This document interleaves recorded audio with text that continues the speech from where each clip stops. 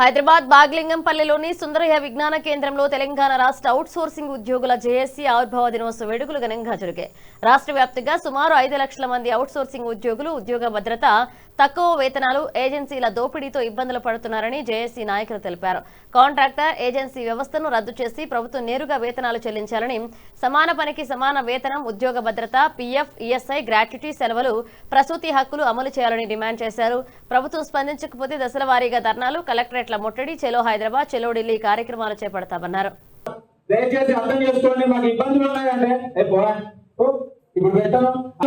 ఈ రోజు నాన్న రానా ప్లీజ్, మీకు అగ్రిమెంట్ చూడండి. అవుట్ సోర్సింగ్ ఉద్యోగి ఒకరు ఉద్యోగం చేస్తున్నాడు అనేది మన ముఖ్య పొజిషన్ లో ఉన్న మనము ఈ రోజు రాష్ట్ర ముఖ్యమంత్రి వర్యులు అవుట్ సోర్సింగ్ ఉద్యోగుల మీద ప్రభుత్వానికి తెలియజేశాము. అంటే అర్థం చేసుకోండి, రాష్ట్ర జేఏసీ అదే విధంగా జిల్లాలో ఏర్పడిన జేఏసీ ప్రతి ఒక్కరు కూడా ఎంతో కష్టపడుతుంది. పూర్తి స్థాయిలో వారు మాకు దగ్గరలో లేరు కాబట్టి ప్రతి ఒక్క ఉద్యోగి కూడా వారి బాధ్యతగా జేఏసీ చాలా పోరాటాలు జరిగినాయి ఇక్కడ. ఇప్పుడు మళ్ళీ అదే వెట్టి చాకిరీ విముక్తి పోరాటంలో భాగంగానే ఈ అవుట్సోర్సింగ్ సంఘం ఇది 3వ వార్షికోత్సవం జరుపుకుంటున్నది. దీనిలో ప్రధానంగా ఏంటంటే కాంగ్రెస్ మేనిఫెస్టోలు అధికారంలోకి రాకముందు వాళ్ళు మేనిఫెస్టోలో పెట్టినటువంటిది అయితే ప్రధానమైన డిమాండ్ ఏజెన్సీలను తీసేసేయాలనేది. దొంగలు దొరికినరు, 4300 ఏజెన్సీలు దొంగలని తేలినరు.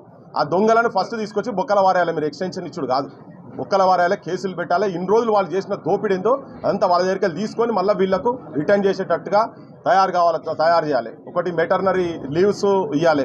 తీసేసిన రెవెన్యూ డిపార్ట్మెంట్కి తీసేసిన 632 మందిని వాళ్ళందరినీ ఇమ్మీడియట్గా వెంటనే రీఇన్స్టేట్ చేయాలి. తర్వాత సమాన పనికి సమాన వేతనం అనేది దాని ఏదైతే గైడ్ లైన్స్ ఉన్నాయో, ఇప్పుడు ఆల్రెడీ రెగ్యులర్ ఉన్నోళ్ళు ఏం పని చేస్తున్నారో వీళ్ళకి అదే పని చేస్తున్నారు కదా. వీళ్ళకి అదే పని చేసినప్పుడు వాళ్ళకి ఎంత వస్తున్నదో వీళ్ళకి కూడా గంతనే రావాలి. ఇది దోపిడీ జరుగుతున్నది, వీళ్ళ మీద దోపిడీ జరుగుతున్నది. తర్వాత ఇంకొకటి ఏంటంటే అసలు వీళ్ళ మీద మామూలు హరాస్మెంట్ లేదు, ఎందుకంటే వీళ్ళకి సెక్యూరిటీ లేదు, సేఫ్ వీళ్ళకి ఎవరు అండా కూడా లేరు ఇక్కడ.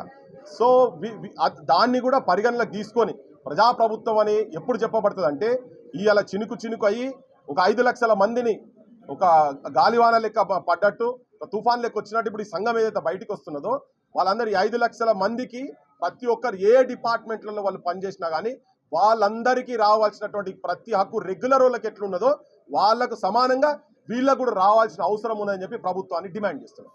ఏంటంటే మరి కాంట్రాక్టర్ విధానం, ఏజెన్సీ విధానం అని రద్దు చేయాలని, అంతేకాకుండా ప్రభుత్వం నేరుగా అవుట్సోర్సింగ్ ఉద్యోగాలకు వేతనాలు చెల్లించాలని, సుప్రీంకోర్టు తీర్పు ఏదైతే ఇచ్చిందో సమాన పని సమాన వేతనం అనేది, ఈరోజు అవుట్సోర్సింగ్ ఉద్యోగులకు ఉద్యోగ భద్రత కల్పించాలని, ముఖ్యంగా కార్పొరేషన్ చేయాలనే ఒక డిమాండ్. ఈరోజు పీఎఫ్, ఈఎస్ఐ, గ్రాట్యుటీ, వార్షిక ఇంక్రిమెంట్లు, చెల్లింపు, సెలవులు, ప్రసూతి సెలవులు తదితర కార్మిక హక్కులను కూడా అమలు చేయాలని, విధి నిర్వహణలో మరణించిన ఉద్యోగుల కుటుంబాలకు మరి 50 లక్షల ఎక్స్గ్రేషియా మరియు కుటుంబ సభ్యునికి ఒక ఉద్యోగం కల్పించాలని, మహిళా ఉద్యోగులకు పూర్తిస్థాయి రక్షణ, ప్రసూతి హక్కులు అమలు చేయాలని, అన్ని శాఖల్లో ఒకే విధమైన అవుట్సోర్సింగ్ విధానాన్ని అమలు చేయాలని చెప్పేసి మరి ఈ కొద్ది తీర్మానాలతో ఈ మీటింగ్ పెట్టడం జరిగింది.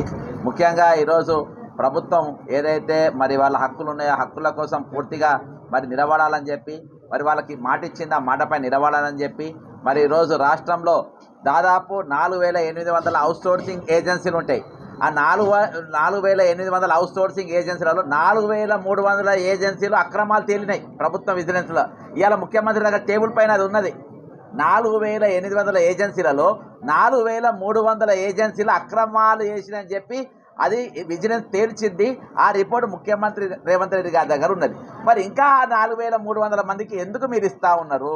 ఈరోజు ఎంక్వైరీలో తేలింది కదా, వాళ్ళ వెంటనే తీసేయాలి కదా. ఈరోజు ఏజెన్సీ లేకుండా వీళ్ళ ఉద్యోగాలు కల్పించాలి. ఇంత మించిన అవకాశం మీకు ఏం కావాలి? ఇంకా ఇంత మించిన ఛాన్స్ మీకు ఏం కావాలి? కాబట్టి ఈరోజు వెంటనే వాళ్ళని రద్దు చేయాలి. ఈ జేఏసీ 3వ వార్షికోత్సవ సందర్భంగా ముఖ్యమంత్రి గారు వెంటనే దీని మీద చర్య తీసుకోవాలని మేము